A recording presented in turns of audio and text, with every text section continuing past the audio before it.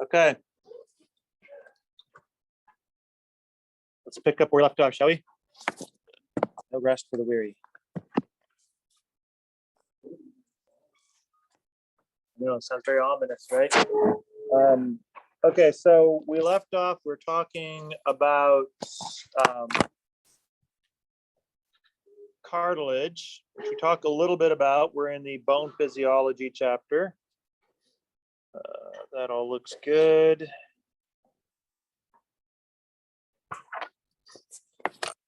So basically what we left off at growth patterns. I'll come back here.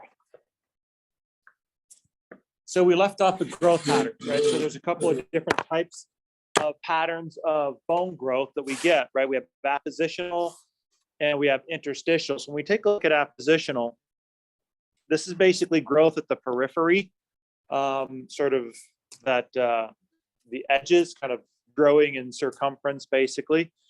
And interstitial, so when you take a look at the term interstitial, inter, between, stitial, whatever the stitium is, right? There's a word there. Where's my medical terminology? Luke probably knows that. You probably ran into that one, right? So basically, when you take a look at interstitial, what you have is like interstitial fluids. This is like the stuff that's in between the cells. And so it means you're in between something.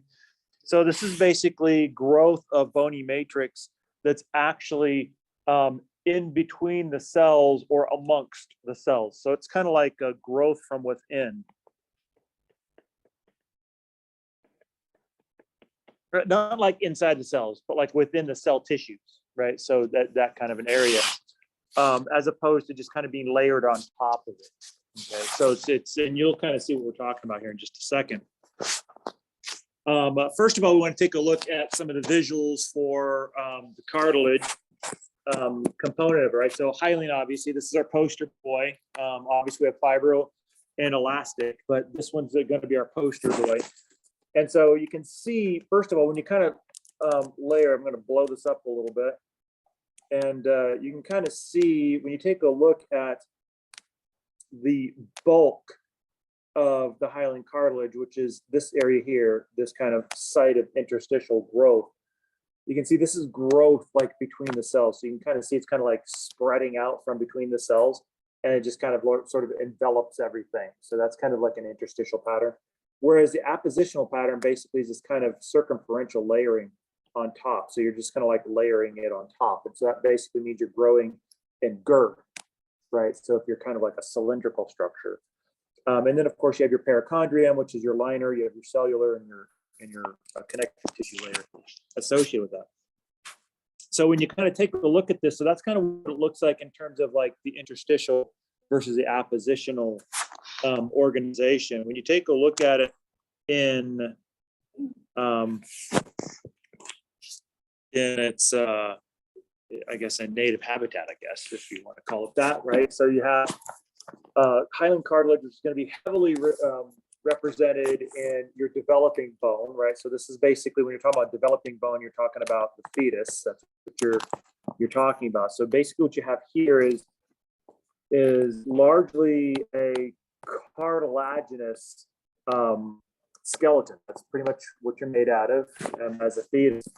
And then what you can see in the long bone, we'll take a look at the structure of the long bone here. You can see the structure of the long bone. You have a couple of different areas of the long bone. The first though is the centerpiece of the long bone, which is diaphysis, and then the tips, which are called the epiphysis. And then the sandwiched in between the epiphysis is going to be this sort of epiphyseal plate, and this epiphyseal plate is indeed hyaline cartilage. We'll take a little closer look at that here in just a little bit. So when you're all grown up, like when you're young-ish, basically you can see you have your epiphyseal plate here. So you have basically a small zone of cartilage. That's basically your growth plate. And then when you become an adult and you stop growing, that epiphyseal plate turns into bone and becomes an epiphyseal line. So now this is a bone. That's all bony now at that particular point. So you can kind of see how cartilage is interacting with bone. And it's difficult to really talk about the structure of bones without talking a little bit about cartilage, because cartilage and bone work together to make the overall bone structure. And of course, we all know what this bone is here that we're looking at, right? Yeah, that's right. Okay, so let's take a look at a little bit of histology. So when you take a look at the bony matrix, here's what we want to do. We want to take a look at this one. This is just kind of cool, gee whizzy stuff, right? But what we want to do here is we want to take a look a little bit at the structure of the matrix itself, right? So what is bone actually made out of? Well, about a third of bone is going to be collagen, right? So that one makes sense, right? So we kind of figured that one out. You got some collagen in there. That's your tough, fibrous protein. But then you also have proteoglycans. Remember, this is that kind of part of the ground substance.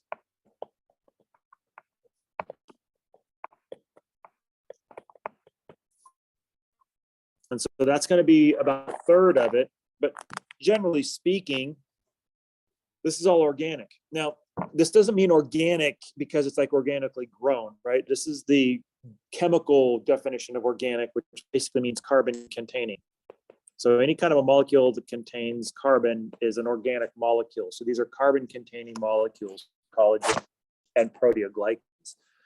Now, it may be shocking, but 2/3 of your bony matrix is actually inorganic and largely focused on calcium and phosphate in particular. Well, that one probably isn't too surprising, right? Because we already talked a little bit about bone being a reservoir for calcium and phosphate.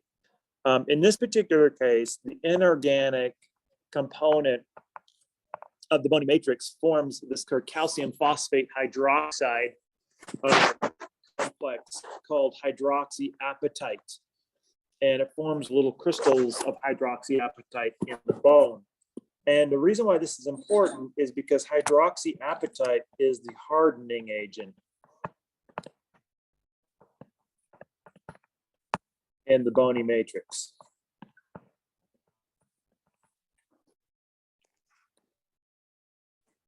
So as a matter of fact, if you take your bone and you deprive it of hydroxyapatite, that's your hardening agent. And what you basically get is essentially a bad pretzel.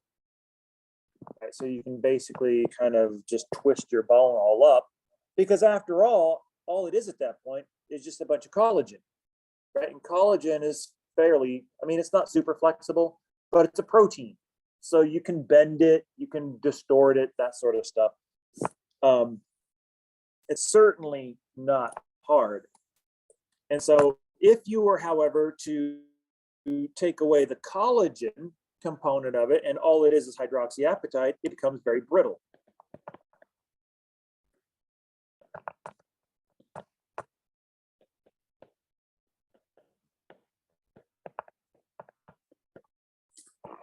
So if it's all inorganic, it's too brittle. If it's all organic, it's too pretzel-y. So what you do is you basically take the pretzel and you add a little hydroxyapatite into it so that you can get just right hardness. Not so hard that it's brittle and bones are gonna shatter in a moment's notice, but also with enough hydroxyapatite in it that it's not gonna bend on you, okay? So that's important, right? Because after all, you're proposing to put some weight on these things. Now, the bone cells reflect the cells that we've already seen. In particular, we have the blast class situation, right? We already saw that with the chondrocytes. And so we start off with our osteoblasts, right? So these are essentially the beginner cells that lays down new bony matrix.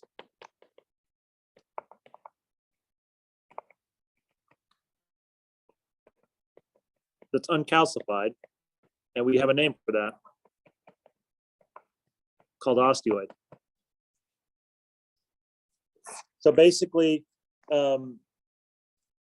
this will start to lay that down, and it's a fairly soft tissue, right? Because it hasn't calcified yet. So basically, osteoid or bony matrix that hasn't been calcified yet, that is to say that it doesn't have the hydroxyapatite in it yet, is going to be more like that pretzel type of situation. So it's going to be something between the pretzel and kind of what cartilage is like, right? Cartilage is an example of what matrix looks like when it's not ossified. So it's going to be kind of a quasi pretzel / cartilaginous type of thing. Now, typically in osteoblast, you're going to have the precursors and you're going to have the beginnings of hydroxyapatite. Notice it said it's the precursors of hydroxyapatite that are stored in these vesicles, not hydroxyapatite itself, right? Because as soon as you create hydroxyapatite, then you're going to start depositing those hydroxyapatite crystals and you're going to start to harden. So you don't want hydroxyapatite until you're ready to harden up your matrix. At this particular point, usually when osteoblasts are laying down osteoid, you're not ready to actually start hardening it just yet. It's kind of like doing clay work, right? So the clay is still wet. You're still kind of molding it a little bit, and you're forming it and shaping it. So you don't want it to harden just yet. You don't do that until you're ready to either cure it or bake it, right? And then that's what sets it up as hard. But you don't do that until you know you're absolutely done molding it and fashioning and shaping it into the shape that you want. And so until then, you basically hang out these precursors, basically called calcium and phosphate, are just stored in these vesicles. And then eventually what's going to happen is these vesicles are going to release that calcium and that phosphate into the extracellular space, which means it's going to be out there with the collagen and the osteoid kind of permeating the matrix, and then it'll turn into and combine to form hydroxyapatite, and it'll start to harden. And that process is what's called ossification. Ossification is the formation of bone from soft tissue.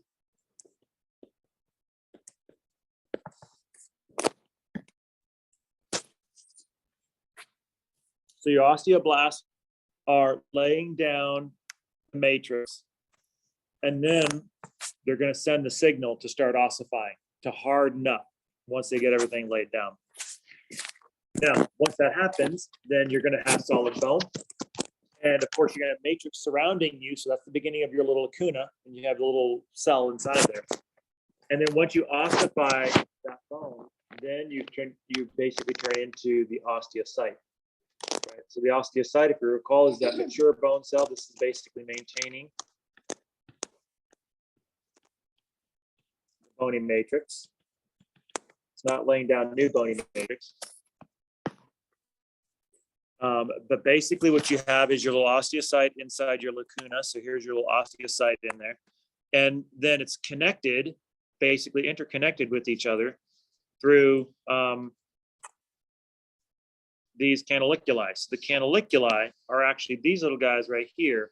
And actually what happens is there's like little projections of the cell that kind of go through those little channels. So not only is that canaliculi like a little tunnel in between the matrix, the hard matrix, but there's like a little sort of an appendage or like a little segment of the actual cell that's sort of like a tentacle, if you will, that's sort of infiltrating that area. So if you were to like dissolve away all the matrix and you just had the osteocyte left over, an osteocyte would look something like this. It had like these long little tentacles attached to it.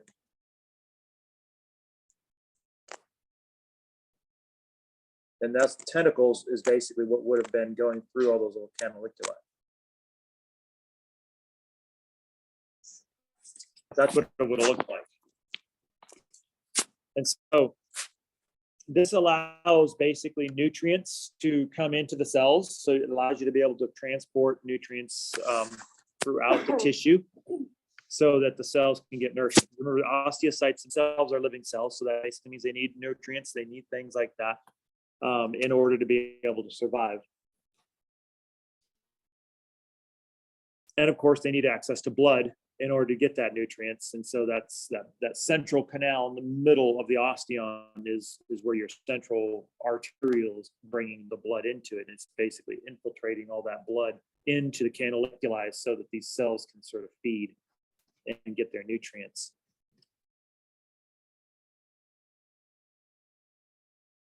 And then, of course, our osteoclast. All right, so we knew that the clasts were coming. So in the osteoclast, basically, you're looking at the resorption of bone. So what does that mean? Basically, this means bony matrix breakdown.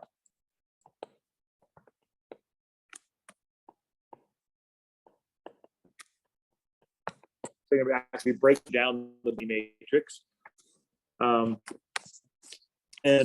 Typically, these, you'll see these with a ruffled border, so they kind of have like a little ruffling scallop look to them. But you'll tend to see these on the borders of the bones, and they'll be resting in like little pits.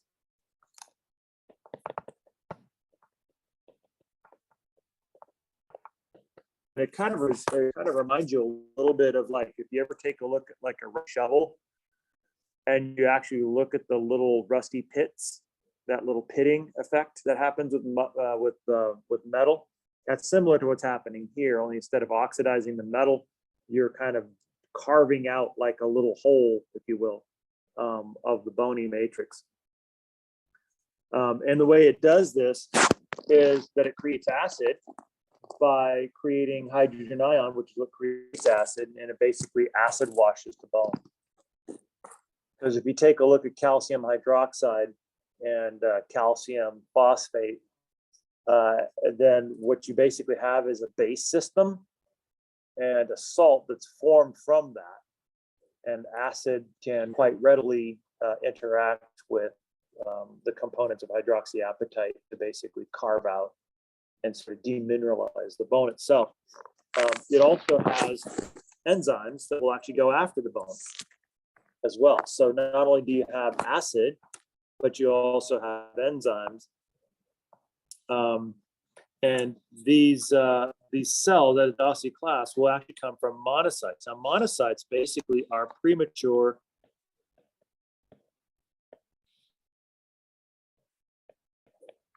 macrophages. So if you recall, before we said that every part of your body that has an access or an opening to the outside world has sort of an outpost of phagocytic cells, immune cells, macrophages typically. These monocytes are essentially circulating macrophages. So technically speaking, macrophages don't exist in circulation. So like if you were to draw your blood, you would never see macrophages in your blood. What you see in your blood is monocytes. So monocytes are what comes off of your bone marrow. And then when it leaves your blood vessels into your tissues, it transforms into a macrophage, which is phagocytic, and it gobbles stuff up. And that's basically where these osteoclasts are. And what they do for a living is they engulf things and they break them down hydrolytically. That's what they do. They digest stuff. This is the reason why osteoclasts are digestive, is because they are descended from this sort of digestive family of cells. So this is the rare case where you'll see a lot more than one nucleus in a cell. Whenever you see more than one nucleus, it's rare, by the way, but usually there's a good reason for it. And it usually comes from one of two places. Either the way you get a multinucleate cell is either what happened was you had two cells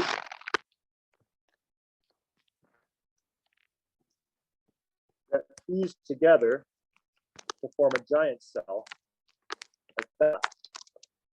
Or what you get is you get one cell that divides, so the cell itself divides, but the nucleus does not. Right? So you get like division of the cell, or excuse me, division of the nucleus without the cell. So for instance, the nucleus will divide, but not, so I said that backwards. Right? So the nucleus itself will divide, create two separate nuclei. And now what's supposed to happen is these two cells are supposed to divide and create two new cells. But if that cell division doesn't happen, then what you have now is a cell with two nuclei. Okay, so usually comes from one of two places. Normally in AMP, most of the tissues that we see from AMP are usually the mechanism of fusion. So embryonically, usually there are cells that fuse together and they don't divide. And so that's kind of where you get this multi-nucleate system. That's kind of how you get skeletal muscles. Skeletal muscles are also polynucleate. So we'll see that in the next chapter when we get into muscle physiology. So since these cells, all these cells basically are consumed, right? For instance, if you have a blast cell, it grows up into a chondrocyte. But guess what? In that process, you've lost your blast cell, right? And so in order to not lose all of your blast cells, you have to have the capacity to always create new ones. Because after all, normally speaking, in an ideal world, you'll never need to lay down new bony matrix. But in reality, you do. Why? Because you'll break your arm or your leg or something, right? And then you'll have the need to lay down new bony matrix. So during the healing process of putting your bone back together, of sort of stitching it back together, you need to have a source, or at least be able to get to and generate these osteoblasts so you can have the capacity to lay down new bony matrix. Generally speaking, as an adult, healthy, no broken bones, no wound repairing going on, you mostly don't have a lot of osteoblasts. So you need to be able to make them when you have to. And that's the reason why these stem cells are going to be critical. These are a type of cell called the mesenchymal cells. And I want you to hang on to that word just for purposes of recognition later on. Mesenchyme is simply just an embryonic tissue type. But what these guys are referred to as osteochondral progenitor cells. So it's a stem cell that will give you either a new chondroblast or a new osteoblast when you need it. So how do stem cells work? So stem cells basically work by going through mitosis. So normally you start off with the stem cell. They go through mitosis. They create two identical daughter cells. One of those is the replacement for the stem cell. So you always have your stem cells on hand. And the other one becomes whatever you want it to become, an osteoblast or a chondroblast, depending on what you're building. Okay. So these progenitor cells are critical because these are your source of new cells. Whenever you need new cells in the matrix, then this is what you do. You have to use your stem cells to generate them. So this is what an osteoblast looks like. You can kind of see it's got this little ruffly edge there. And then it kind of works in this pit, right? So it's kind of like excavating, if you will, carving out this pit. It kind of locks itself into this pit, just starts gnawing on this pit, kind of like a dog digging a hole, right? And then you can kind of see all these different pieces. You're secreting acids out here to sort of wear away the bone, and enzymes to wear away that bone. And so the ultimate effect is to basically deconstruct that bony matrix and to basically get the components of your bony matrix back. Okay, so you can basically put this into your cell, you can dump it into your bloodstream, but this is an actual micrograph of an osteoclast.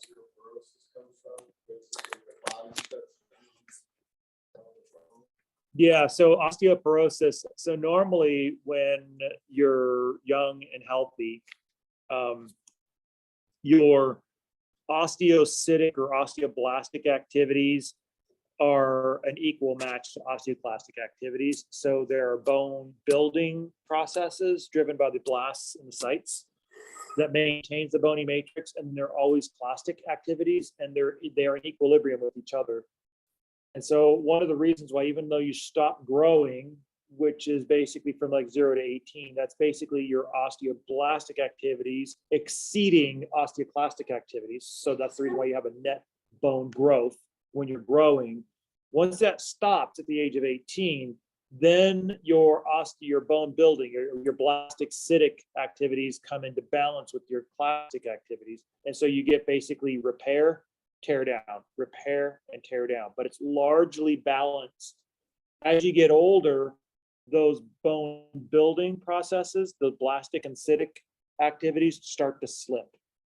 And so as you get older, the clastic activities start to exceed the cytic activities.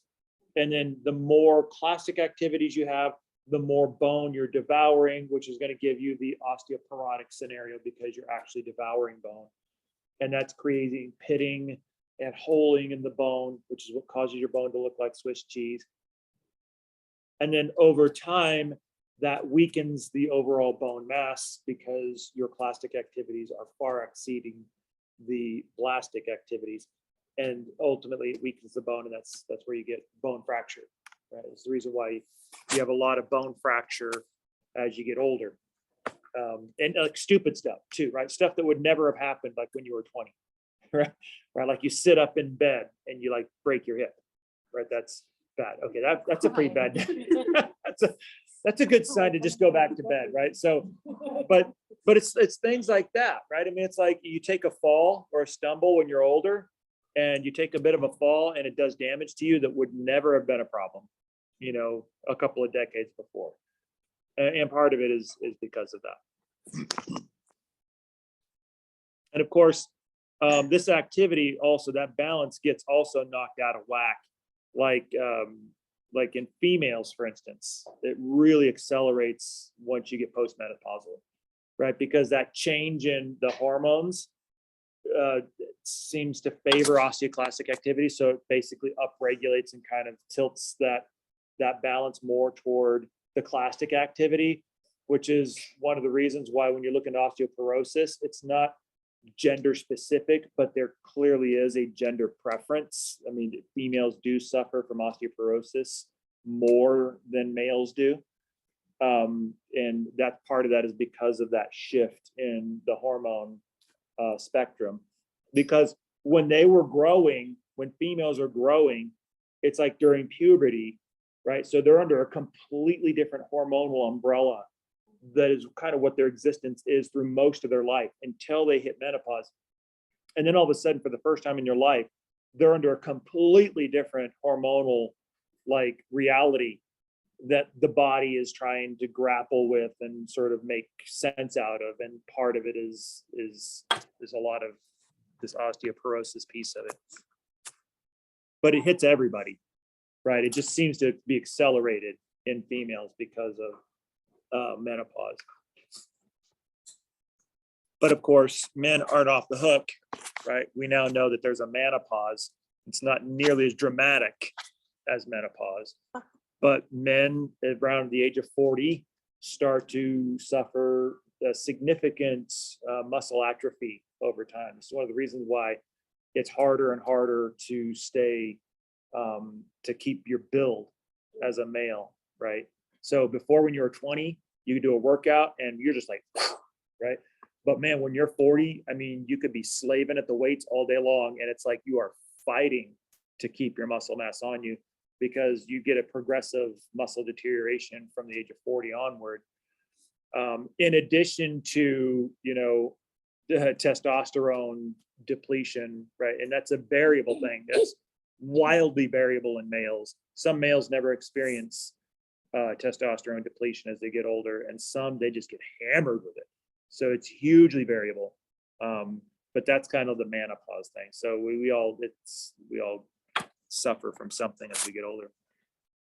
That's why getting older sucks, right? So it's not for the faint of heart, right?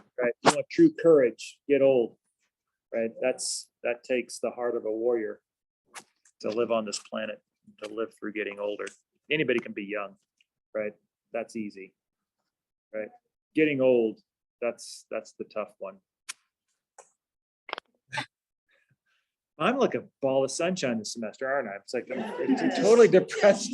Like, you guys are like, crap, what are we going to show up today? But, you know, I mean, it's just, and part of the problem is like because I come from cardiology. So my healthcare perspective was from the post end of life, where patients weren't quite hospice level, but many older patients, lots of older patients. So they were kind of on the opposite spectrum of life. And so they were dealing with, you know, kind of aging cardiovascular systems and failing cardiovascular systems and all of that sort of stuff, right? So that's the reason why I'm kind of a little, you know, because I've seen more than my fair share of really nice older people that I've had to let go. So that's why I stopped. That's why I left cardiology, is because I got tired of getting to know patients, and of course, naturally, they would end up dying, and that just happens a lot when you're on that end of life's spectrum. That's the reason why I came to college, because I want to be like, no, I want to kind of come on the other end a little bit, where life is mostly ahead of you and things are a little bit different. So don't want to go all the way to the beginning, because I'm not into daycare. Not gonna. No. I've changed my fair share of diapers. I'm done with that one. I'm gonna take a bit of a break now until the grandkids come along, and then I'll rekindle my diaper changing ways. I'll be happy to do that. But right now, no, thank you. I'm done with that one. So just don't go needing diaper changes, right? Everybody, we're all good with that. Anyway. Yeah. When you're born, you're bald and no teeth, and you can't pee and poo off yourself. When you get old, you're bald and no teeth, and you can't pee and poo off yourself. Yes. It's all full circle. Yeah, it's so true. It is absolutely so true. The only problem is when you're older, you're not as cute as when you were started out. So it's like, yeah, it's like when you're changing a little diaper, it's like, oh, you're still cute. It's a mess. It's like, I have to take a shower, but you're really cute, right? Yeah, when you're older, it's like, crap, I got to take a shower, and this is not fun, and you're not cute. But you know what? It's a little different. Yeah, it's like, here, we're just gonna have to bathe you. But anyway, so that's I've been down that road a few too many times. But anyway, so let's take a look at the different types of bone. So not all A&P textbooks do this. Seeley does a great job of this, actually. So when you're taking a look at actually making and constructing bone, there's a couple of different ways you can do it, and it's all based on how you lay it all down. Okay, so the first one is what's referred to as woven bone. And so in woven bone, what you're going to be doing is you're going to be taking your collagen fibers. Remember, collagen fibers are ubiquitous. That's part of all connective tissue. It seems like it's always there. But in woven bone, typically what you're going to be doing is you're going to be laying your collagen down, but it's going to be kind of in a random orientation. So it's not going to be in a nice little sort of perfectly sort of lined up, sort of organized sort of a fashion. It's going to be somewhat sort of randomly laid down. And that's kind of the key to this woven bone concept. So basically what you're doing is you're just throwing down your bone. Just throw it down, a cheap throw down.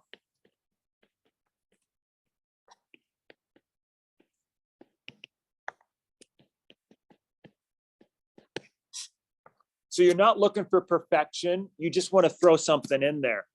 And so ultimately this is oftentimes this first type of bone that you lay in there. It's disorganized, but it's cheap.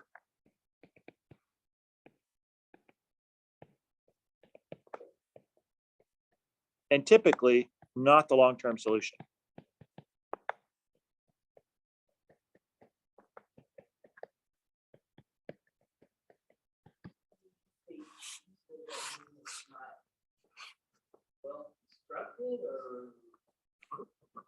It's not well, I mean, it's well constructed for what it is, but it is not your permanent solution. This is a stopgap, oftentimes. PowerPoint, I'm going to strangle you today. This is kind of a stopgap measure. All right, this is the reason why when you're taking a look at osteoblasts. Now remember, if you're an adult and you've got osteoblasts laying down woven bone, typically speaking, what you're looking at is a fracture because you're not growing anymore, right? So you're not laying down new bony matrix. It's all just being maintained. So if you've got osteoblasts laying down new matrix, then you have broken something and you are in the middle of wound repair. So what does that mean? So what that basically means is with wound repair, there's always kind of a stepwise process. The first one is just basically deal with the initial crisis, right? So kind of just create some sort of a temporary fix, just enough to buy us some time, right? This isn't the long-term solution. This isn't our permanent fix. We just need to sort of plug the hole, so to speak, just enough to buy some time so that we can address it properly and kind of collect ourselves. That's what woven bone is like. So it's not necessarily cheap in that it's poorly constructed. It's cheap in the sense that it's not designed to be the long-term solution. It's just a stopgap measure. So in adults, it's basically associated with the temporary fix in fracture repair. If you're 0 to 18, then you're talking about growth. So you're laying down bone as a matter of growth. So obviously this would not be a stopgap repair if it's growth scenario. This would be kind of more like, okay, this is going to be how we're going to lay down your bone, right? And then of course, if it's fetal development, then you're talking about creating your bony matrix bone in the first place, the first and original bony matrix bone. So this is all basically just kind of randomly just tossed in there. Then we have this concept of remodeling. So once you have your temporary fix, then what you have to do is you have to come in there and fix it right. Right. And so sometimes that might require you to remove your temporary fix. Here's a good example. When I got my crown, I'm going to toss in dentistry here, right? For all you dental hygiene folks, all what, 2 of you, right? Right. So when I got my crown, they obviously sort of, ground it down to the little nubby, which was always kind of cool. But anyway, yeah, right. And then they kind of put a temporary on there, right? They kind of put ended, stay there for good, right? Matter of fact, I think I got a whole hefty long list of instructions saying, don't do this, don't do this, don't do this, don't do this. Basically, drink out of a straw, right? Don't chew on anything, because this temporary fix is not a permanent fix. So what we're going to have to do is we're going to have to come in there and remodel it. And we're going to do that later. So once we stabilize the situation, obviously we got to take care of the tooth now and put the temporary on. Then what we're going to do is we're going to come back, we're going to remodel what's existing, what's there. And then you kind of send off the impression and have the real one. What do you do now? Just do it right there? Cool. They have a machine that makes your crown. Nice. Even better. Yeah, that's cool. Yeah, they had to send mine off, so I had to live with my temporary for a little while. But basically that was a temporary fix, right? So then I had to come back. It didn't take long, by the way. So it must have been somewhere close. So but then I had to come back, and then they basically had to fit the new one on there, right? And kind of that's what's in there now. But this was kind of like a remodeling and a replacement with the permanent solution. Right. And so we kind of did the same thing when you're sort of doing that, is you sort of remodel it, you sort of replace it. Same thing's true here. So what you've done now is you basically put a stopgap measure in there that's random, not the full long-term deal. But now what you have to do is, once you have the long-term plan in place, you have to remove the temporary fix. And that's exactly what remodeling does. So the osteoclast will remove that old bone, the woven bone typically, and they'll add the new bone to it. And typically when you're remodeling, you're replacing woven with lamellar bone, which is the long-term solution.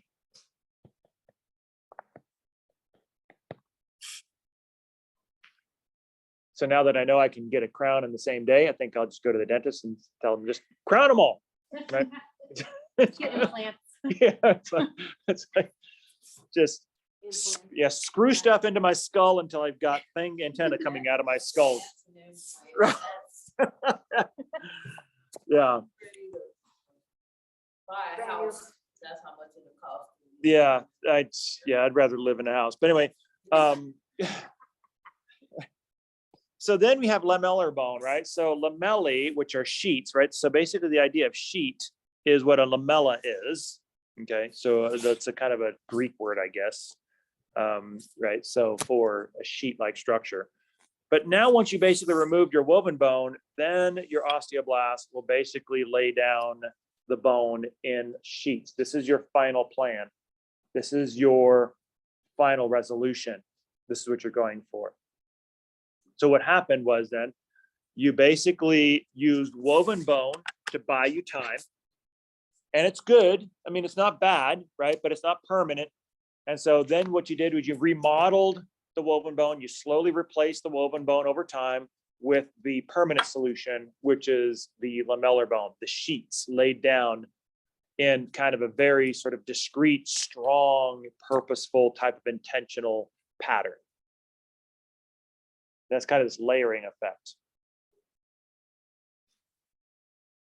And you see this actually, this is a perfect example, right? Because this trajectory from woven to remodeling to lamellar is actually exactly what's happening when you look at bone repair. So like fracture repair. This is exactly what your body's doing in various stages. So the next thing we want to do is take a look at a structure. There's two different types of bone, right? So we talked about there's compact, we'll talk about that one, but then there's also spongy bone. And so spongy bone is basically going to look spongy, right? So if you look at it, it's kind of got all these like little nooks and crannies in it. And so these little nooks and crannies, these little spaces are basically divided up by these rib-like structures called trabeculae. So this is like one trabeculum right there. You can see another one here. So it creates all these like little nooks and crannies and things like that. That's spongy bone. It looks like a sponge with all of its little holes in there. And you'll have things like bone marrow in there, right? Like red marrow and stuff like that. So there's stuff that's in there. It's not just hollow space, right? There's actually living soft tissue that's actually in the middle of that spongy bone. If you take a look at a cross section of one of these little trabeculum, so this is a cross section, you can see it looked kind of similar, doesn't it? Doesn't it look kind of familiar? It almost looks like what? It almost looks like an osteon. It's not. Why? Because there's no central canal in the middle, right? It's just basically solid bone. So you can see that central osteocyte there in the middle. And you can see the little lateral canaliculi radiating out in that first ring. So here's your first ring. And then that's one layer. That's one lamella, that one ring. And then you can see the second lamella is laid around that. And you can see you have your osteocytes in their little lacuna that are basically maintaining that. And then you have your third layer. That's your third lamella that's layered on top of that. And your fourth lamella, it's layered on top of that. So you can see basically it looks like a tree ring situation, right? Where you basically have concentric rings of lamella layered on top of each other. This is kind of like your final solution. This is like your permanent one. This is the final fix. And then around that, once you get done with that, then you have this little cellular layer around it. These are the osteoblasts, this little ring of cells that surrounds that. Those are your osteoblasts. Your osteocytes are in the middle. So these guys are inside the actual bony matrix. The osteoblasts are on the outside. Notice these guys are going to be the ones laying down that initial next step. We want a layer 5. The osteoblasts would just basically lay it underneath them, and they basically extend out this next layer. So you get layer 5. So you just basically lay it out underneath them, and they just keep rising and rising, and that trabeculum just gets thicker and thicker. Then, of course, you can also see your little ruffled edge osteoclast, which is busy chewing away at the layer you just laid down. Right, so you can see that maintaining your spongy trabeculum has got to be a delicate balance between the osteoclast chewing away at the lamellar layer that you just laid down and the osteoblast laying it down in the first place and the osteocytes maintaining it, right? And this is kind of where you start to get to that kind of, imbalance. So this balance between osteoclastic and osteocytic activities is critical. And this, by the way, if you're wondering, is an actual electron micrograph. It's a scanning electron micrograph of the trabeculum in spongy cells. That's actually what it really looks like. That's not a cartoon. This guy right here.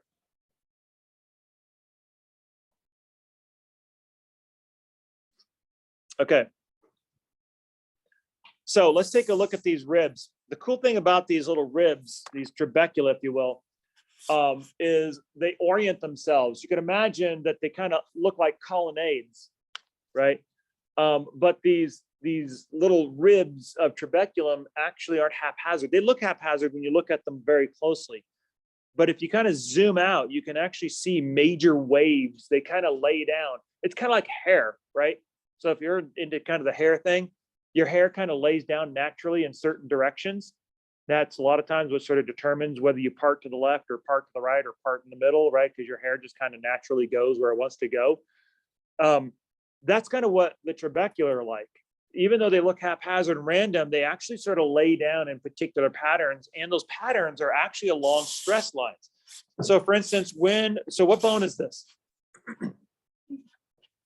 Yeah, so when you're basically standing, your stress lines are actually going up through the femur, and it's basically being transmitted through the lines of the trabecula. So the trabecula basically orient themselves sort of like colonnades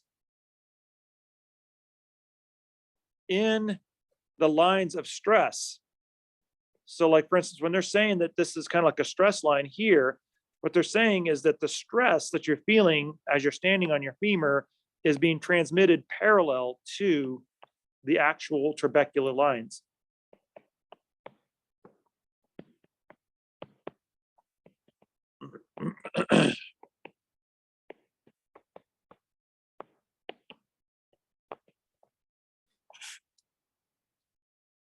And that's one of the reasons why, even though you've got this big wad of spongy bone right up here near the head of the femur, right, which basically articulates with what? There's your acetabulum question. That's 10 points for Luke, because he's very very disappointed that I didn't unleash the acetabulum on you guys. You guys were like, okay, Luke would have been the only one getting that. He was ready for it. But right, so a couple of other you guys too probably would have gotten that one. Right, but basically, this is a reason why your bone doesn't just completely collapse, even though it reaches a spongy area, right? Because you can imagine the amount of weight that you're putting on your femur here at this particular point. If it's all spongy bone, you would think that, wait a minute, if I put a lot of stress and weight on a sponge, what's going to happen to it? Squash, right? It's not going to be structurally sound. And that was probably pretty loud on the recording because I did it right there by the microphone. So just don't have your earbuds in right about then, because you'll be like, you guys will be like, son of a right? So that's basically the reason, because it lines them up. That's what keeps you from collapsing on your spongy bone, is because you line your trabecula up along these lines of stress. That allows you to be able to stand upright, which is always a good thing. Okay, so there's spongy bone. Now, how about compact bone? Well, now the compact bone is really fascinating, right? Because first of all, let's face it, even if you do line up your trabecula along the lines of stress, you're still not going to be able to put your full body weight on that. If all of your long bones were spongy, you would not be able to stand, right? There's just too much force. There's too much stress associated with that. So that's the reason why you have to have compact bone. And so ultimately then, when you take a look at compact bone, it's different from spongy bone in the sense that compact bone is solid.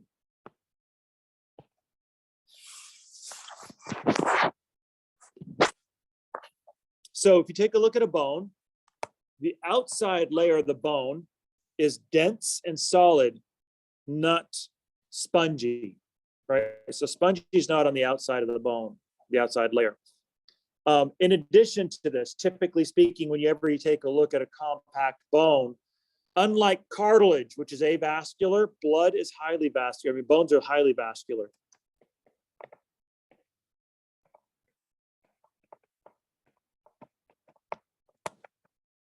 This is the reason why if you do damage to your cartilage, you don't really see the same thing that you see when you, say, for instance, break a bone. If you break a bone, what color does it turn right underneath the bone break? Come on, bone breakers. I don't know. Yeah, right. So you see the evidence of massive bruising, right? Well, it looks like bruising. Yeah, the blue purple bruising color. Yeah, right. But you don't really see that so much with cartilage, but you see it a lot with bones. Why? because that's the blood that's spewing all over the place because you ruptured a highly vascular system. So that's the reason why you get a lot of bruising associated with broken bones, is because it's highly vascular. Those blood vessels, by the way, have to get through the bone. So when they enter the bone, they actually have to penetrate the solid compact bone. And not only that, but oftentimes you can actually organize your bone around these blood vessels. And that's kind of what we get when we get what's called the conversion system or the osteon. These are synonymous terms, right? If you want to impress your friends, lay conversion system on them. If you want to impress your friends, lay osteon on them. Either one of these terms, by the way, will get you disinvited to any party that you want to go to. So, unless it's like a cadaver party. And then, you know, it's like, you're like the cool kid, right? It's like, hey, nice use of the lingo, right? So this is basically, the osteon is your functional unit, right, of compact bone. And of course, when we take a look at the osteon specifically closely, we'll notice that the cheese Danish look of the osteon is composed of concentric rings of bony matrix that are wrapped around a central canal, which is a blood vessel, in sheets, right? Or in lamella, right? These are the sheet-like pieces of this particular area. And so then what we have then is in between each ring, very similar to what we saw with the trabecular cross section, we have osteocytes that are sandwiched in between each of these rings, right? Lamella, concentric rings of bony tissue, just like we saw with the trabecular ribs, right? And of course, you've got your osteocytes sandwiched in between these rings, and they have basically are living in their little carved out lacuna, and they're interconnected by their canaliculi. Only in this case now, instead of just instead of being, you know, getting your nutrients by diffusion, now you actually have a central blood vessel, right? The central canal. So this canaliculi now can actually get blood support. I keep hearing myself, but anyway, I think the microphone might just be on just a little bit, so it doesn't actually ever go off. So basically, this is a little bit different, right, than trabecula, because the trabecula didn't have that central blood vessel in the middle to continuously feed it, which was one of the reasons why trabecula can't get infinitely large in girth, right? Because those peripheral layers are getting too far away from nutrients. And so you can't get that big. But bones can be quite large. Why? Because all they have to do is just wrap themselves around a blood vessel, and they got their lunch, right? So they can go wherever the blood vessels will let them go. This is the reasons why bones are highly vascular. Then you also have in the system kind of perpendicular systems. So you have these canals, two different canals. So you have parallel canals and perpendicular canals that basically connects this entire system. We'll take a look at that here in just a second. But the different types of lamella, that is to say the sheets of bony matrix you lay down, come in three different varieties. Remember, before we only had really circumferential lamella, basically being laid around the circumference of the trabecular rib. But now what we have is we have concentric, right? That's the concentric rings associated with the osteon itself. Then we have circumferential, and we have interstitial. That is to say there's bony matrix being laid down in between structures, around a large circumferential structure, and then of course you have the concentric lamella. So we'll take a look at that here in just a second. So along with these haversian canals, which are the parallel ones, right, you have the perpendicular ones. So these basically connect two parallel shafts. These are called the Volkmann's canals or perforating canals. So this basically connects two Haversian canal systems. And it connects them laterally. So not only do you just have a blood vessel surrounded by bony matrix, but each cylinder of bony matrix is actually connected laterally through these Volkmann's canals. So you actually have the individual osteons tethered together. So if you take a look at an osteon, look something like this. Here's your central canal. There's your first ring of matrix, second ring, third ring, fourth ring. Starting to look familiar? It's not just two-dimensional, it's actually three-dimensional. And so if you look at it, this basically would go all the way down like this. And the Volkmann's canals basically are lateral connectors between two Haversian systems. So each of your osteons is actually interconnected to each other through these Volkmann's canals, which further facilitates the flow of nutrients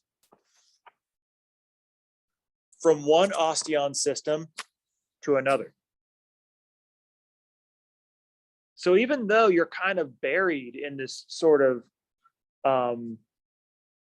pile of bony matrix and you can't move around very much, you are very well connected circulation wise, and you have a lot of access to blood flow. This is one of the reasons why in a lot of ways bones are more preferential to damage than cartilage. Why? Because of the increased vascularization facilitates wound healing, and it's much more rapid because of that. Whereas cartilage, which is avascular, you don't get as much support for wound healing, so it takes like forever. Same thing with connective tissue. Okay, so it's kind of what it looks like. So you can see here, you can see basically you've got your osteons, so you can see they're long, like little cylindrical structures in your compact bone. You got your spongy bone in the center, and they kind of break it apart in different ways here. So if you take a look at this basic system, so you can see here your periosteum, which is this layer right here. It's surrounding your compact layer, which is surrounding your spongy layer. But in your periosteum, you can see you've got your osteoblast laying down new bony matrix, and of course your osteoclasts are in there. And then inside this little lacuna, you can see you've got your osteocytes that are laying down, or they're maintaining that new bony matrix. So these are basically all connected to each other. Very similar, looks very similar to what we saw with the trabecula. So you have basically the same idea, only just a slightly different geometry, right? And this is kind of like the big up close version of it. So you can see you have these clear like cylinders, very nice sort of a view there where you see a nice long cylindrical osteon. You can see your central canal, and you can see the lateral canals here. They're just basically feeding blood into the osteons. And this is kind of true all the way throughout.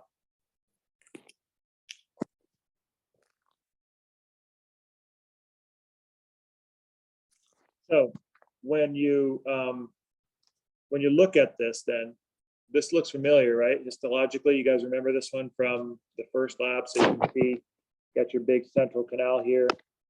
Then you got your osteocyte there, there's an osteocyte there, and you got all these like little lateral fissures, these lateral lines. Those are canaliculi. You notice it's not just a couple of canaliculi.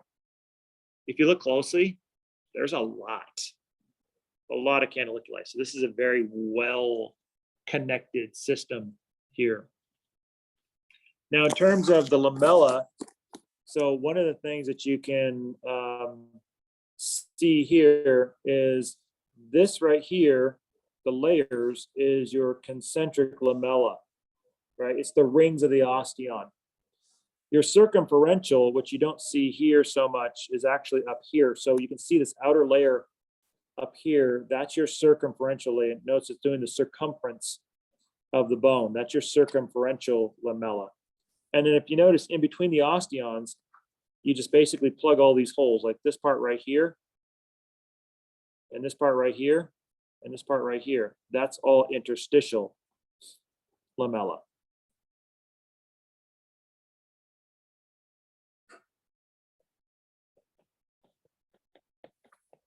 So in this case, interstitial means between something. In this case, it's referring to in between the osteons. So you have all these like little osteon cylinders that are all kind of like lined up next to each other, like this. And then of course they have their concentric lamella.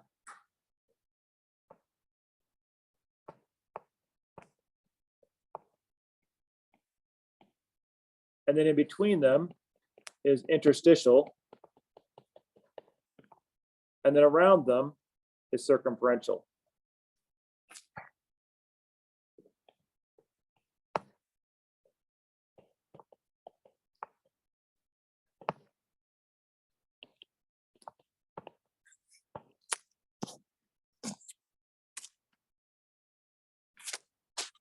So you can see then once you fill in all those gaps with interstitial, you wrap it around with circumferential, then what you have is a pretty nice solid piece of bone right there. One other thing I want to point out is in this up close and personal piece is the periosteum. Notice this one has the 2 layers of the periosteum, and this is actually a really good image of what these look like. By the way, the perichondrium is a similar formation. Or we said that these liners have a similar construction. They have an inner cellular layer, right, which you can see here. That basically is this inner cellular layer right there. And then they have an outer connective tissue layer, right? That's this piece out here. And the same thing's true for the perichondrium, right? So you have that inner cellular layer and you have that outer connective tissue layer. And so this really does a good job of showing you how that periosteum looks wrapped around the bone, right? So you kind of have that circumferential lamella, that bony matrix, and then on top of that, you have your inner layer of the periosteum and then your outer layer of the periosteum. And remember when I said that that tendons tend to weave into the periosteum, the connective tissue, the outer layer of the periosteum, by basically weaving their collagenous fibers together? This is the area where your tendons connect. So that connective tissue outer layer of the periosteum has collagenous fibers in it. We'll take a look at this, but those collagenous fibers interweave with the tendon and the ligament, by the way, to basically sew your ligaments together. Okay. So you can imagine then that if you were to actually tear your ligament off or your tendon off of the bone itself, it's not just like a clean break. It's an ugly tear, right? It's a very irregular and ugly tear. That's the reason why a lot of times damage to a connective tissue like that can be quite traumatic. Worse oftentimes than a break, right? I think a lot of athletes, a lot of people would say, you know, I'd rather break my ankle than sprain it, right? Because the soft tissue is so problematic and it's so difficult because it's avascular, and breaks are just so simple because you can just easily just sew the bone back, make more bone, and you got it back. And not only that, but typically whenever you break a bone and you're kind of living with a little bit of range of motion disparity, like, you know, when I broke my wrist, there's just things I can't do anymore. I don't have my full range of motion. That's true, right? A lot of times people don't tell you about that. Be like, oh yeah, it comes back better and stronger than it was before. No, it doesn't. No, it doesn't. You know that because every time you break a bone, you lose a little bit of range of motion, because what happens with that range of motion break is not necessarily the bone per se, as much as a lot of the damage to the surrounding connective tissue that you did that is not easily gotten back. And so that's really where you get that compromise in your range of motion. That's the reason why I always think it's like, you know, people like Evel Knievel, you know, who's famous for saying he's broken every bone in his body, which I can tell you is not true, because if he did break every bone in his body, he'd be dead, right? You don't survive a skull fracture, at least not in his profession, right? But I would always think about that, thinking, how stupid is that? I mean, this guy must not be able to have any normal range of motion whatsoever. I mean, even though all of his brakes and things like that have healed, he must be like a range of motion train wreck, right? Like, oh yeah, I can't bend over to tie my shoes. Honey, can you tie them for me? It's like, it's Like your slip-ons. yeah, right. I mean, so, I mean, yeah, it's like, wow, you must be a train wreck. And I can only imagine what his life was like as he got older, because all those breaks and things like that you're able to sort of recover from quickly when you're 20, they cause problems as you get older, because it's a weak spot. It's a weak point in your skeleton now at that point, especially when you talk about your skeleton global, not just your bone, but your bone, your connective tissue, everything that goes with that entire complex. Okay, there's more than just your bone that's involved in a bone break. Question, Bree?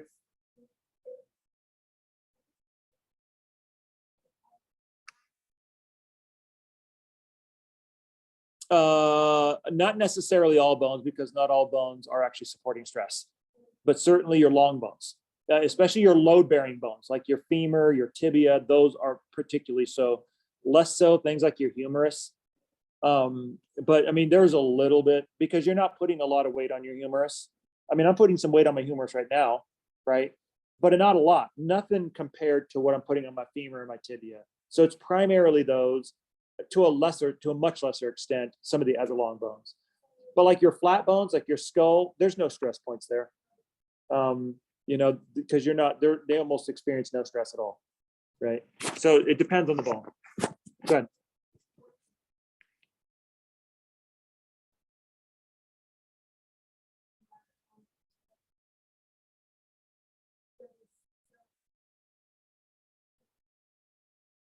Oh yeah. Yeah, no, I mean, if you break your femur, right? Your femur, remember, was laid down in embryology. It was laid down in fetal development. We'll talk about your skeletal development in the fetus. So everything that, when you're laying down those stress lines and when you're laying down those load lines and things like that, when you're building your compact bone, that is all a dynamic system, number one. So you can increase that or decrease that based on your load, right? Which basically our load is largely static. It's largely given because we have the same gravitational field that we have to live in. Our skeleton is actually a reflection of the gravitational field that we have to deal with, right? So like, for instance, if we went into zero gravity, then our skeletons would start remodel, because now all of a sudden you don't need all that compact bone in order to hold your weight up because there's no gravity. And so you would imagine a very kind of a weak skeleton in zero gravity. Or if we went the other direction, if we went into a higher gravitational field, then you'd expect our bones to get much thicker and our compact bone to increase in order to accommodate the increased weight that's associated with the increased gravitational pull. So that's all laid down with that in mind, right? Which is one of the reasons why we don't start off out of the womb running, because we're as a little baby, we're slowly over time sort of sending our skeleton cues as to what sorts of pressures and forces it needs to prepare itself for.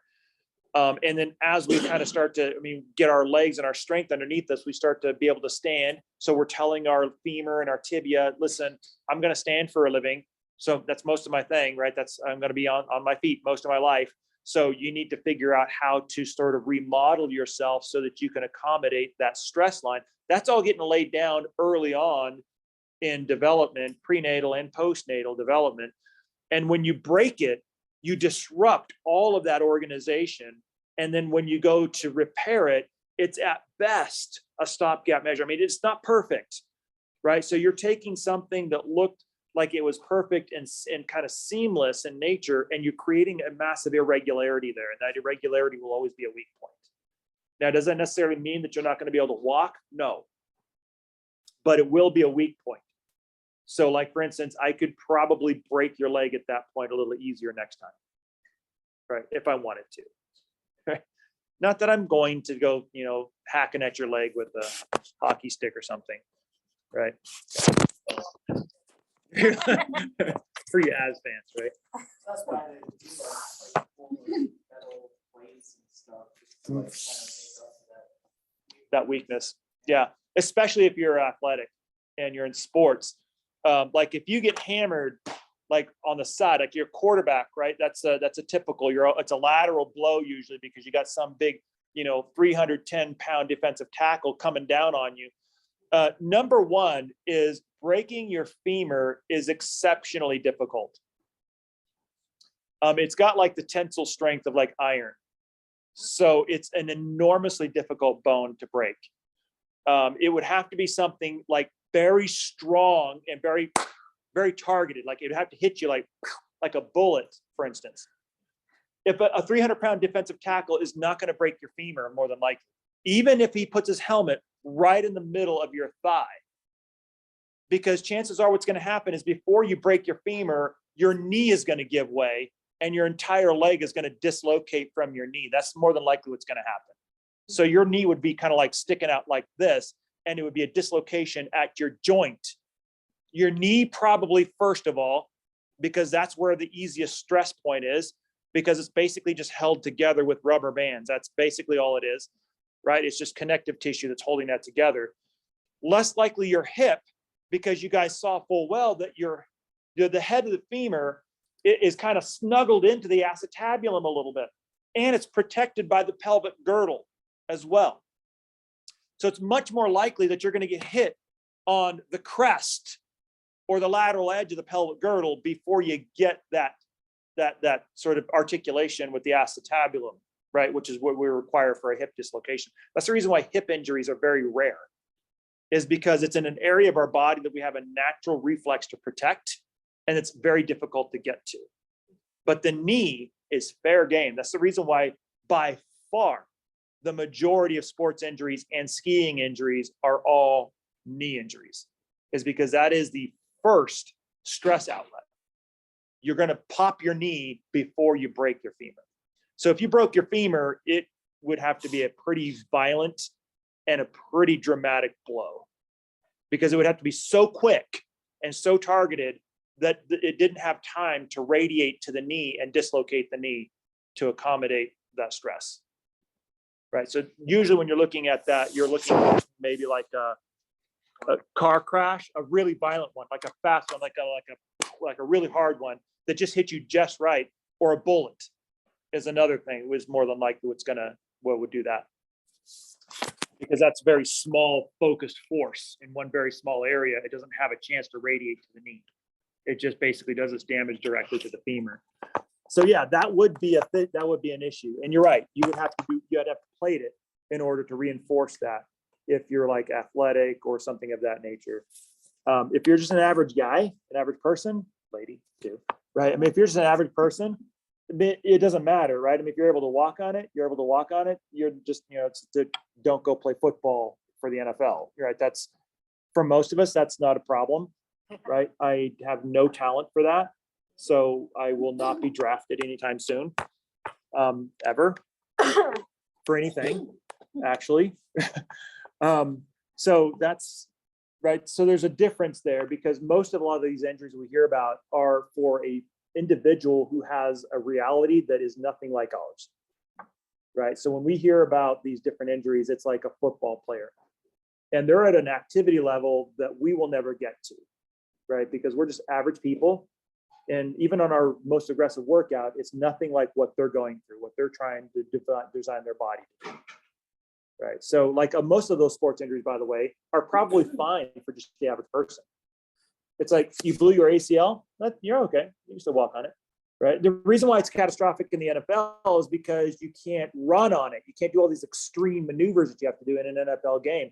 You can't make a cut and sort of dart the other direction. You can't, take a hit on that knee and expect to be able to walk in any kind of a functional way, right? So for us, we can walk around just fine with an ACL, right? I mean, it's maybe a little weird, but depending on the nature and the severity of it, it's not that big of a deal. And so they always keep that in mind. We're kind of a little diluted in a sense, because we're kind of, we hear about most of these injuries in the context of sports, but most of us are not in that world. Okay. So that's kind of an extreme degree of it. Okay. So yeah, I would say if you're breaking your femur, then something very bad happened to you. That's not it. So that's basically our time. And so what we want to do is basically pick up compact bone. Good questions, by the way. Keep them coming. But we'll pick up with compact bone and compact bone structure and kind of basically unpack it all. We'll do that on Thursday.